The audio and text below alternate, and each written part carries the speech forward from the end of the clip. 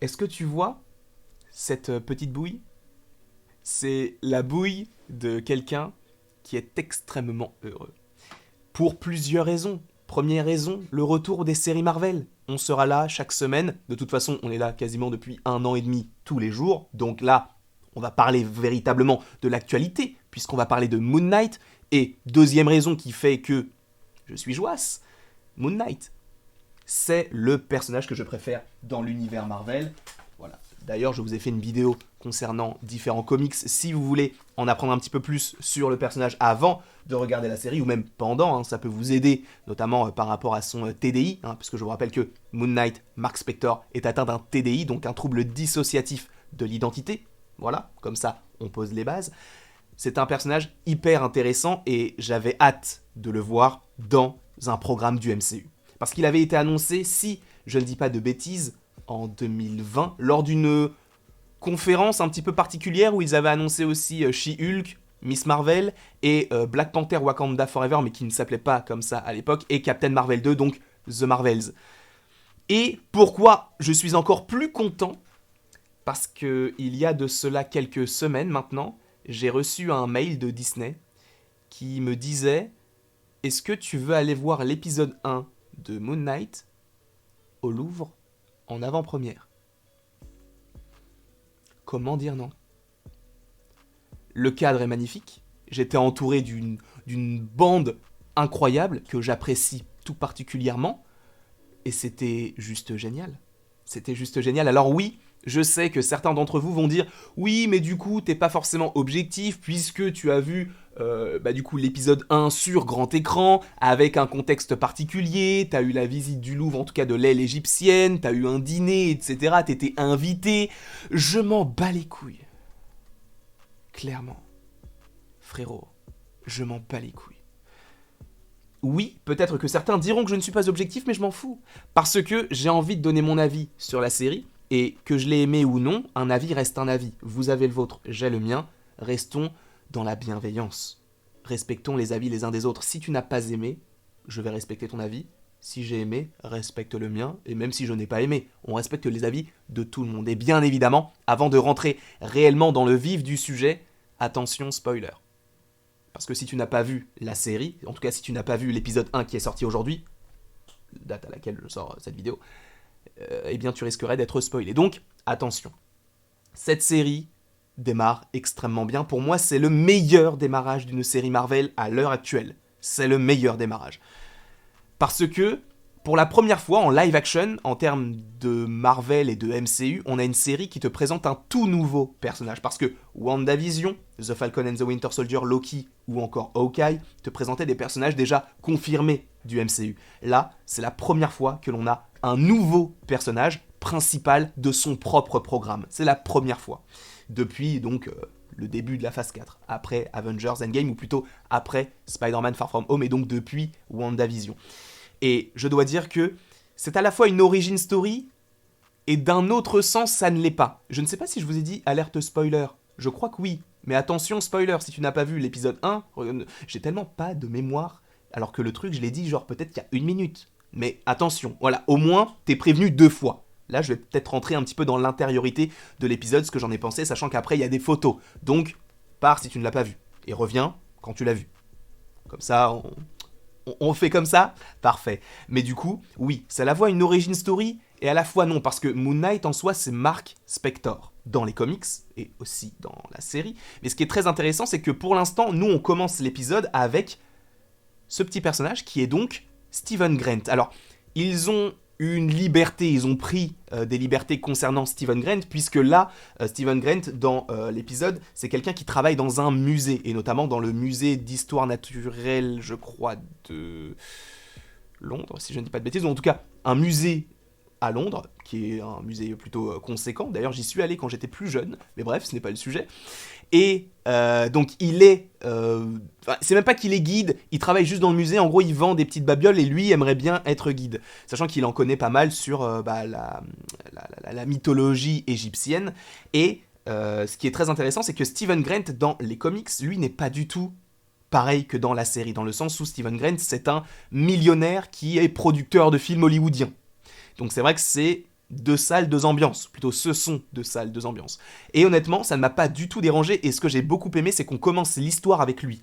Et ce qui est cool, là où il y a une origin story et là où il n'y en a pas, c'est que, en fait, on découvre l'histoire de Moon Knight via ses yeux à lui, puisque je vous rappelle qu'il a un TDI. Il a un trouble dissociatif de l'identité, ce qui signifie qu'en lui, il a plusieurs personnalités. Il a Khonshu qui lui parle, ou Khonshu par ailleurs, puisque lorsqu'on a fait la visite de l'aile égyptienne au Louvre, c'est vrai que la guide que nous avions nous a dit que c'était Khonshu, et pas Khonshu.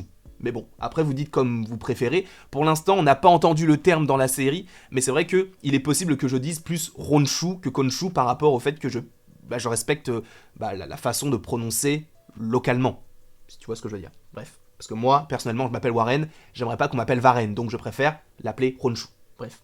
Donc, on sait qu'il y a plusieurs personnes, donc possiblement Khonshu, le personnage donc, de Mark Spector, Stephen Grant, etc. Donc, et il y a même Jake Lockley qui est dans la série, qui est un conducteur de taxi, mais qu'on ne semble pas forcément avoir dans cet épisode-là. Mais bref.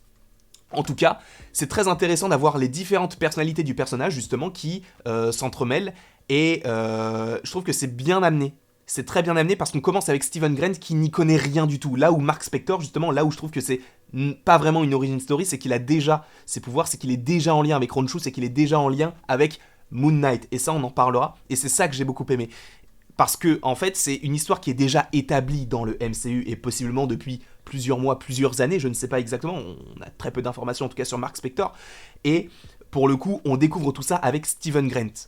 Et justement, Stephen Grant, dans cet épisode-là, a un ennemi en particulier, et on commence par ailleurs l'épisode avec ce personnage-là, donc joué par Ethan Hawke, qui n'est autre que Arthur Harrow. Alors, Arthur Harrow, c'est un petit peu particulier parce que dans les comics, il est quasiment jamais là. J'ai trouvé très peu de choses sur lui, c'est vrai qu'avant de regarder le premier épisode, j'aurais pu me dire, et j'en avais parlé notamment dans la vidéo sur les comics, et notamment dans un live qu'on avait fait concernant le pré-live, enfin le live pré-Moon Knight, où je m'étais dit peut-être que cela peut être Sun King. Pour le coup, il s'en rapproche, mais pas réellement en lien avec Amon-Ra, mais plus en lien avec Amit, ou Amenren, je ne sais plus comment s'appelle ce dieu, mais il me semble que c'est un dieu avec une tête de crocodile et un corps d'hippopotame. Il me semble que c'est un mélange en fait de plusieurs animaux, mais on en parlera notamment dans une autre vidéo pour savoir qui est réellement ce personnage-là. Mais on commence avec lui et on voit il fait comme une sorte de petit rituel entre guillemets, quelque chose qu'il doit faire supposément quotidiennement. En gros, il a un verre qu'il remplit d'eau, il le boit.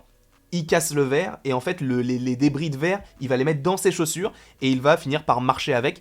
Et on commence la série avec ça. C'est vrai que ça peut être un petit peu étrange, sachant qu'on s'attend à découvrir pour la première fois Mark Spector ou Stephen Grant, et on commence avec le méchant, donc c'est assez particulier. Et honnêtement, il pue le charisme, ce personnage-là. Dans tout l'épisode, t'as peur. Et t'as l'impression qu'il est là, partout, à chaque fois. Et c'est génial. T'as une présence omniprésente. Une présence omniprésente, mais t'as compris. T'as une omniprésence du personnage qui est juste génialissime. Et honnêtement, pour l'instant, je le kiffe. Alors, on ne le voit pas beaucoup, mais j'ai tellement hâte de le voir par la suite. Et cet épisode 1 est tellement frustrant parce que quand tu le vois sur grand écran, tu te dis, mais frérot, en général, quand je regarde un truc sur grand écran, c'est un film. Là, ça dure 39 minutes avec le générique. Et pour le coup, il y a des choses extrêmement intéressantes à analyser et on va continuer. Justement, parce que, comme je te l'ai dit, on commence avec Stephen Grant qui se réveille et tu vois qu'il s'attache le pied, qui se sangle, etc. Et même qu'il scotche sa porte pour être sûr que, justement, il ne parte pas parce que lui-même, supposément, sait qu'il a un TDI. Et donc, peut-être qu'une de ses personnalités pourrait prendre le dessus. Et donc, il ne veut pas faire n'importe quoi. Il ne veut pas sortir de chez lui ou ne plus contrôler ses faits et gestes. Donc c'est pour ça qu'il met du bout de scotch pour être sûr que, en gros, si le scotch n'est plus attaché, au moins il sait qu'il est sorti, sachant qu'il a plusieurs verrous. En plus de ça, il est accompagné d'un petit poisson, et par ailleurs, il me semble que l'épisode s'appelle en français Le mystère du poisson rouge, ou Le mystérieux poisson rouge, ou quelque chose comme ça.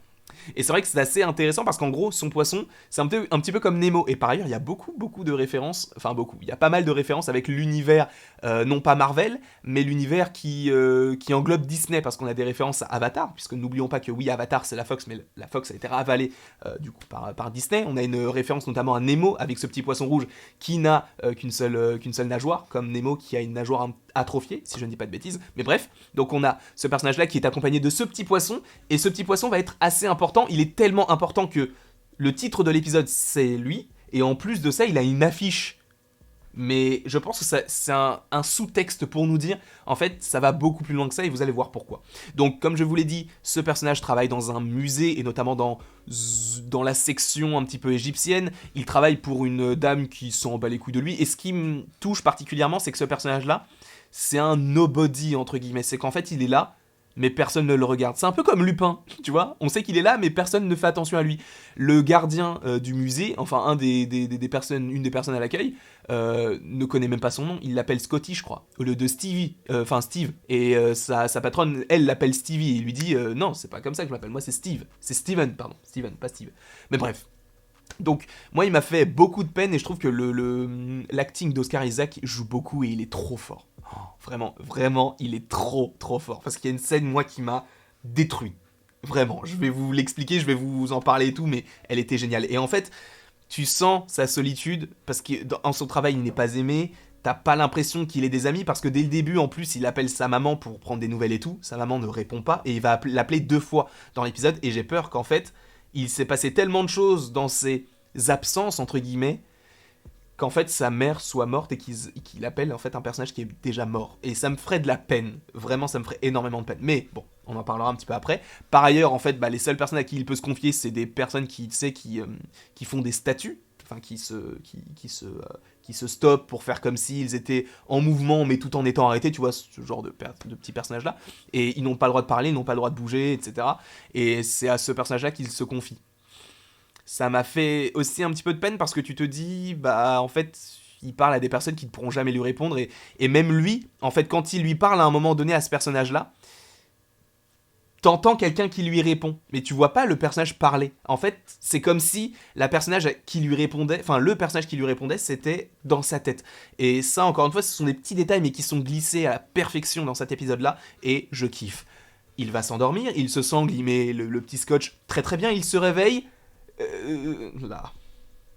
Alors, cette scène est très intéressante pour moi. Alors, au-delà du fait que le physique est un petit peu drôle, entre guillemets, c'est qu'on a l'impression qu'il a un pouvoir de régénération. Parce qu'en fait, sa mâchoire est déboîtée, et elle se remboîte toute seule. On a l'impression, en tout cas. Et il va se faire courser donc par des personnes avec des mitraillettes, etc. On a l'impression aussi qu'il est dans un pays d'Europe de l'Est, et c'est notamment une des scènes que l'on avait dans le trailer. Et ce qui est très cool dans cet épisode-là, c'est qu'en fait, j'avais peur que la plupart des scènes du trailer, en fait, te montrent plusieurs épisodes. Sauf que, je vous le dis clairement, près de, on va dire, entre 60 et 70% de ce que l'on a vu dans le trailer, c'est dans le premier épisode. Les moments où justement il va rencontrer Arthur Harrow pour la première fois dans cette ville d'Europe de l'Est, tu comprends directement que c'est la même scène et qu'on la reverra pas sous d'autres angles. Et ça, c'est génial, parce que justement, ça te montre à quel point il va y avoir des choses inédites par rapport à ce que l'on a eu dans le trailer. Et les gens le disent, parce qu'il y a des personnes, en gros, des médias qui ont vu les 4 premiers épisodes, et ils ont dit, c'est génial, de bout en bout, c'est incroyable, mais l'épisode 4, apparemment, c'est le meilleur épisode d'une série Marvel. J'ai hâte de voir. Et apparemment, les 2 derniers épisodes sont qualifiés de très étranges, mais géniaux. Donc on verra ce qu'il en est. Mais en tout cas, on a donc un meilleur aperçu de Arthur Harrow et de son pouvoir. Alors lui-même dit qu'il est lié donc à une déesse ou à un dieu qui s'appelle Amit. Et en fait, c'est un dieu qui va, si j'ai bien fait mes recherches et si j'ai bien compris ce qu'il y a dans cette série, qui va faire la balance entre le bien et le mal, que ce soit dans le passé, le présent ou le futur. En gros, à un moment donné, il y a quelqu'un qui va se rapprocher de lui, il va lui demander de tendre les mains, il va mettre sa canne, et en fait sa canne va se balancer, et à un moment donné, elle va s'arrêter de se balancer, et lui, il a un tatouage un petit peu magique, qui est une balance, et en fait, si ça penche et que ça devient rouge, l'âme de ce personnage-là est aspirée par Arthur Harrow. Dans le cas contraire, si la balance est verte, eh bien, tout se passe bien, et la personne ne meurt pas. Et en fait, ce qui est assez intéressant, c'est qu'il va punir les personnes qui peuvent être méchantes dans le futur. Et ça, c'est hyper intéressant, je trouve. Parce qu'en gros, ça va être du style, t'as rien fait de mal dans ta vie, mais je sais que peut-être que dans 6 ans, tu vas faire ça. Admettons un accident ou je sais pas, et tu vas causer peut-être la perte de plusieurs personnes.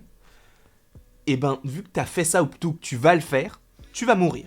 Pour purifier entre guillemets le monde, j'ai l'impression. Et lui, on voit qu'il a une secte derrière, d'où le fait que je pensais de base que cela aurait pu être Sun King. Sun King, donc comme je vous l'ai dit, qui est lié à Amon-Ra. Sauf qu'on n'a pas l'impression que c'est le cas dans cet épisode-là, ou en tout cas dans la série, il est plus lié à une autre divinité. On continue notamment du coup avec le fait que Stephen Grant se retrouve au milieu de tout cela, sachant que les agents qui le cherchaient font partie donc du groupe de Arthur Harrow, en tout cas on a l'impression que, et lui, donc Stephen Grant, a une sorte de scarabée doré dans la poche. Et c'est quelque chose que cherche Arthur Harrow en lui disant « Frérot, donne-le-moi ». Et ce qui est assez intéressant, c'est que Arthur Harrow l'appelle Mark, il l'appelle le mercenaire même. Donc Mark Spector, dans les comics, c'est un mercenaire. Et donc on sait que Mark Spector a déjà rencontré Arthur Harrow, mais possiblement qu'il n'ait jamais rencontré Stephen Grant pour le moment. Donc à voir comment est-ce que ça s'est lié tout ça, comment est-ce qu'il a pris connaissance de tout cela. Et en tout cas, ce que Arthur Harrow veut, c'est ce petit scarabée. Et ce qui est très cool, c'est qu'on avait déjà entre guillemets cette scène-là où il... Non, je crois que c'est la première fois. Enfin, en gros, quand il s'endort et qu'il se réveille du coup dans ce décor un peu campagnard entre guillemets, tu sens qu'il s'est passé quelque chose, même au niveau du montage, t'as plusieurs plans de coupe, et c'est le cas aussi de cette scène-là où justement, en gros, il va changer de personnalité, et là en fait, il est entouré de plusieurs personnes qui veulent le scarabée, sauf que c'est la première fois, notamment dans sa tête, que l'on entend la voix de de Khonshu, et du personnage donc de Mark Spector en lui disant « Tu ne donneras pas le scarabée. Il ne faut pas que tu le donnes. » Et du coup, ça fait un petit peu un Venom entre guillemets, dans le sens où il est dans sa tête et il contrôle un peu ses faits et gestes, un petit peu comme ce qu'on a dans le film Venom, mais bien évidemment en beaucoup mieux fait. D'accord ? Beaucoup mieux fait. Je ne peux pas aller plus loin dans l'explication du fait que ce soit mieux fait, parce que est-ce que tu pourrais trouver quelque chose de moins bien fait que ça ? Je ne pense pas. Mais en tout cas, ce qui se passe avec la transformation entre Mark et Steven, c'est génial. Et ce qui est assez intéressant, c'est que du coup là, il est entouré de personnes qui veulent juste récupérer... Bon, ils sont un peu virulentes, enfin ces personnes-là sont un petit peu virulentes, mais ils veulent juste récupérer le scarabée. Ce qui fait qu'il va s'endormir et se réveiller, et boum, il se réveille comme ça. Et ça, ce genre de scène, moi j'adore. Pourquoi ? Parce qu'on est dans un Marvel, et t'as un mec qui pour son premier épisode a la main ensanglantée, et tu comprends en fait qu'il a tué tout le monde autour de lui, pour protéger ce scarabée, parce qu'en fait là c'était Mark Spector qui avait pris la place de tout cela. Et j'adore. Je trouve ça génialissime, cette idée qu'on ne voit pas la chose, qu'on la suggère et qu'il y ait du sang. Parce que n'oublions pas que Moon Knight, pour l'instant, je crois, alors je ne sais pas si c'est que pour le premier épisode, mais quand tu cliques sur la série sur Disney+, je crois que tu as un plus 16, alors que d'habitude je crois que c'était plus 12, sachant que plus 12 c'était notamment par rapport à The Falcon and the Winter Soldier, l'épisode 4 ou 5, au moment où US Agent fracasse un mec avec le bouclier qui a du sang. Là, t'as beaucoup de sang dans cet épisode-là, mais sans pour autant voir des têtes découpées, etc. Mais tu vois du sang. Et ça, c'est cool. Je me dis, bon, j'espère que ce ne sera pas ça pendant toute la série, parce qu'à un moment donné, il va falloir qu'on voit Moon Knight opérer, et c'est un petit peu ce qu'on verra notamment dans les prochains épisodes, mais c'est vrai que là, on a du sang, et c'est pas mal. Par ailleurs, il va, tu sais, les scènes de course-poursuite avec le camion, etc., c'est des choses qu'on aura donc dans cette scène-là. Il va s'endormir et se réveiller plusieurs fois dans cette scène, et tu vas comprendre qu'il va quasiment tous les tuer. Et il se réveille chez lui, en se disant « c'est bon, c'était qu'un rêve ». Et là, il voit son petit poisson, et il se dit « Frérot, là, t'as 2 nageoires. Mais pourtant, quand je t'avais acheté, t'en avais qu'une. Qu'est-ce qu'il se passe ? » Du coup, il va à l'animalerie, et il dit « écoutez, je comprends pas, j'ai un poisson, vous me l'avez vendu il y a quelques jours, je l'ai acheté, il avait 1 nageoire, aujourd'hui il en a 2. Donc lui-même comprend qu'à un moment donné, il y a un truc qui ne va pas. Parfait. Il avait rendez-vous notamment avec une fille qu'il avait rencontrée à son lieu de travail. Même lui ne savait plus qu'il avait rendez-vous avec elle, parce que peut-être que ce n'était pas lui qui avait donné rendez-vous, mais Mark Spector. Enfin bref, c'est compliqué. Et justement, d'ailleurs, ce serait hyper intéressant de revoir cet épisode 1, mais vu du point de vue de Mark. Ça serait génial, ça. Un petit peu à l'image de ce que l'on avait par rapport à l'épisode 4 de WandaVision, avec tous les 3 premiers épisodes, mais vu du point de vue du Sword et donc de Monica Rambeau. Pourquoi pas ? Mais donc, lui-même va se rendre compte qu'en fait, la veille, il n'avait pas rêvé. Enfin, tu sais, le moment où il est dans le champ, au moment où il affronte et il tue des gens pour le scarabée, etc. En fait, il n'avait pas du tout rêvé. Mais lui, pense quand même que c'est un rêve. Mais il comprend qu'il y a des choses qui se passent pas bien et qui sont un petit peu étranges. Dans le sens où, lui avait rendez-vous avec une fille un vendredi, il se réveille, on est dimanche. Donc on sait qu'il y a un truc qui s'est pas bien passé, donc il est au restaurant, et cette scène-là, elle m'a détruite. Vraiment, je me suis dit, mais frérot, tu es un acteur, mais tellement... Enfin, ce plan-là, pour moi, il est significatif de beaucoup de choses. Genre, un gros plan, sachant que il parle au serveur et tu sais que lui-même, en fait, n'écoute pas le serveur. Il est juste là en train de se dire, mais en fait, du coup, attends, qu'est-ce qui se passe là? Parce que, genre, hier, on était jeudi, normalement, aujourd'hui, on est vendredi. On est dimanche, j'ai raté le rendez-vous avec la fille. Je suis au lieu de rendez-vous. J'ai acheté les fleurs et tout, j'ai acheté des chocolats et tout, et là, il y a le serveur qui me parle, et du coup, un gros plan sur sa tête, genre, est-ce que vous voulez du saignant à point? Ouais, faites comme vous voulez. Et cette scène-là, elle est génialissime. Pour moi, c'est une des meilleures scènes de l'épisode. Elle m'a touché particulièrement. Je vous dirai pas pourquoi, mais elle m'a touché particulièrement. Et je trouve qu'il joue super bien. Et tu vois pas la psychologie, pas la psyché du perso, mais tu vois à quel point il est triste. Et ça, je trouve ça génial. Parce qu'il est dans l'incompréhension, il est seul, sa mère ne répond pas au téléphone, parce que tu sens qu'il lui laisse plein de messages, mais elle ne la rappelle jamais. Il a pas d'amis, enfin, il me fait de la peine. Vraiment, il me fait de la peine, et je me suis retrouvé en lui sur certains points, et je trouve que c'est génial. Par la suite, il rentre chez lui, il trouve ce téléphone que l'on a eu, tu sais, où il y a la scène où justement il répond au téléphone, et il fait What did you call me? Mark. Et elle lui dit c'est quoi cet accent, parce que du coup il a un accent anglais, peut-être que par la suite quand c'est Mark Spector il aura un accent américain, plus américanisé. Et donc il va découvrir ce qu'il y a sur le téléphone, il voit que Layla l'a appelé je ne sais pas combien de fois, et ça fait des mois qu'ils ne se sont pas vus avec Layla, donc au niveau de la temporalité on ne sait pas vraiment ce qu'il se passe. Sachant qu'à un moment donné, tu vois, il y a un appel de quelqu'un qui s'appelle Duchamp. Jean-Paul Duchamp, le Frenchie, qui est donc un de ses meilleurs amis que l'on verra notamment supposément dans les prochains épisodes. Et s'ensuit alors le moment où justement Marc va dire mec, fouille pas trop parce que là ça va partir en couille, mais fouille pas trop. Et il se dit bon, il y a un truc qui va pas, il va y avoir une sorte de tremblement de terre, en tout cas il n'y a que lui qui le ressent, et il va rencontrer pour la première fois au loin Honshu. Et là, c'est une scène très très stylée où tu le vois dans la nuit et tout. Et j'adore parce que tout est dans sa tête. Après, tu sais, c'est la scène où il y a la petite mamie qui tient la porte de l'ascenseur, etc. Enfin, bref, c'est trop cool, j'adore. Tu continues avec lui, du coup, qui essaye d'échapper à tout cela. Il appelle sa maman encore une fois, etc. Il va donc dans ce musée. Et il comprend qu'en fait, la plupart des personnes qui travaillent dans le musée sont des adeptes d'Arthur Harrow. Donc tu vois que c'est vraiment une secte. C'est un petit peu comme les Flag Smashers qui sont partout, tu sais. Vraiment, ils sont partout. Un petit peu comme des Skrulls, on va dire. Un petit peu comme des Skrulls. Et donc là, on voit que donc, le petit Arthur Harrow le retrouve donc Steven Grant, qu'il avait déjà affronté, et là il comprend que c'est pas un rêve en fait, parce que là il est toujours Steven, et il est réveillé, donc il sait que c'est pas il a pas rêvé tout ça. Il rencontre donc Arthur Harrow, qui lui fait donc ce truc de la balance, en se disant, bah en gros, si t'es rouge, si t'es vert, etc., si t'es rouge tu meurs, si t'es vert, bah t'es un bon mec du début à la fin. Là, je crois pas qu'on ait le visuel du logo, enfin on n'a pas la couleur du logo, donc je sais pas si c'est du rouge ou si c'est du vert, mais il lui dit... Enfin, en gros, il devait être pourchassé par les personnes de Arthur Harrow, et Arthur Harrow dit « Laissez-le, c'est pas grave, laissez-le ». Et là, on rentre sur un aspect beaucoup plus horrifique, puisqu'on arrive sur une scène où justement ça se passe la nuit, donc on sait que c'est sa fin de journée, etc. Et il entend un chien ou un truc aboyer. Il se dit « Bah qu'est-ce que c'est? Dis donc, je vais aller voir, parce que c'est pas normal qu'il y ait un chien déjà dans un musée. Allons voir ». Et il tombe sur un chacal. Un chacal, donc en lien possiblement avec Anubis, tout ça. Et c'est une scène qu'on avait déjà vue dans le trailer, qui va le poursuivre, etc. Et on comprend qu'en fait, il est là aussi pour récupérer le scarabée, encore une fois. Et là, pour la première fois, enfin la deuxième fois plutôt, parce que la première fois c'était déjà dans l'appartement de Marc, mais on va, enfin de Steven, mais là on va voir Marc pour la première fois en disant « Mec, laisse-moi faire, laisse-moi prendre le contrôle, je m'en occupe de ce truc-là. » Et là tu dis « Mais frérot, c'est un chacal qui arrive, tu vas te faire défoncer. » Et là, il commence à se transformer, le chacal saute sur lui, et là, boum, le chacal se fait défoncer.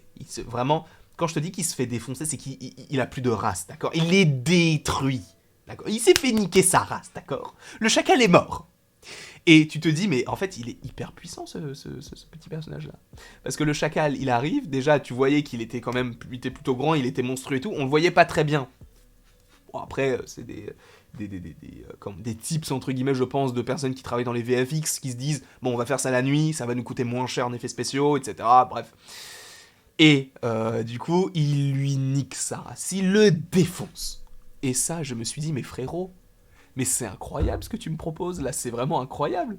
Et honnêtement, là, ça va envoyer du très très lourd, parce que ce qu'il fait là, il le malmène et tout, parce que quand t'entends les bruits et tout, parce que encore une fois, c'est suggéré, tu vois pas vraiment le combat, tu vois juste à la fin quand il l'achève, et tu te dis, mais en fait, c'est Mark Spector qui va se faire bouffer, mais pas du tout. Et j'ai trop hâte de voir la suite de cette série qui va être génialissime. On va en parler d'autant plus en précision tout à l'heure sur Twitch, donc n'hésitez pas à aller sur Twitch. On sera en live d'ici, je pense, 17h. Dans ces eaux-là, on fera un petit live où on se regroupera et on parlera de tout cela et ça va faire très plaisir. En tout cas, moi, ça va me faire très plaisir d'en reparler, mais j'attends de ouf mercredi prochain. Maintenant, je ne vis que pour les mercredis, parce que ce qui est cool, c'est que là, on va enchaîner les mercredis jusqu'à Doctor Strange 2. Doctor Strange 2, le 4 mai, dernier épisode de Moon Knight. Ensuite, on a Obi-Wan Kenobi, d'accord. Ensuite, on aura possiblement I Am Groot. Ensuite, on aura possiblement Miss Marvel, ça va s'enchaîner. Les mercredis, je les attends comme mon premier enfant. Je dis souvent ça. J'attends beaucoup de choses comme mon premier enfant. Quoique, est-ce que ça veut vraiment dire que j'attends mon premier enfant? Bref, en tout cas, j'espère que vous avez passé un bon petit moment en ma compagnie. N'hésitez surtout pas à aimer, à partager, à commenter et à vous abonner. Cela me ferait bien évidemment extrêmement plaisir. Et après toute cette longue vidéo, il ne me reste plus qu'à vous dire à la prochaine pour la prochaine.